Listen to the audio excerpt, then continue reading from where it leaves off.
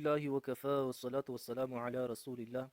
محترمو سامعینو، یو مسلمان باید په داسې حالاتو کې پر خپل ځان باندې ژړا وکړي. اول، کله چې ځان د شهواتو په مقابل کې ضعیف او د ګناهونو لپاره قوي وویني.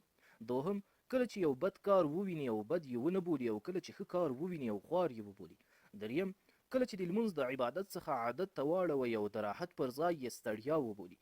څلورم، کله چې په خپل ځان کې د ګناه کولو سره بې پروایي وویني او دا دې خوښوي چې د علام الغیوب سره مبارزه وکړي. پنځم، کله چې په عبادت او طاعت کې خوند نه حس کوي. شپږم، کله چې د زړه په غمونو او ژوند په تکلیفونو ډک شي خو ته د شپې د دریمې حصې څخه کار وانخلې. اووم، کله چې ته په دې پوهیږې چې حساب در سره کیږي او بیا هم خپل وخت په بې فایدې شیانو کې تیروي. اتم، کله چې د قرآن کریم اوریدل تاثیر نه در باندې کوي. نهم، کله چې ته په فانی دنیا پسې ځغلي او د الله رب العزت په عبادت کې د هیڅ چا سره سیالي نه کوي. لسم، کله چې په دې پوه شي چې د عمر ډیره برخه دې تیره شوې ده او بیا هم پر غلطه لار رهي. یولسم، کله چې دې په قرآن کریم ګردونه ولیدل.